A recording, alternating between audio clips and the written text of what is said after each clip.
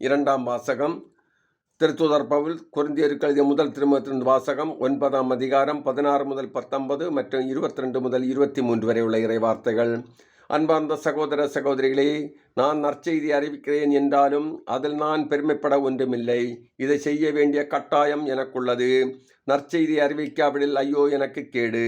இதை நானாக விரும்பி செய்தால் எனக்கு கைமாறு உண்டு. நானாக விரும்பாவிட்டாலும் இது என்னிடம் ஒப்படைக்கப்பட்டுள்ள பொறுப்பாக இருக்கிறது. அப்படியானால் எனக்கு கைமாறு என்ன? உங்களுக்கு எச்செலவுமின்றி நற்செய்தி அறிவிப்பதுள்ள மனநிறைவை அக்கைமாறு.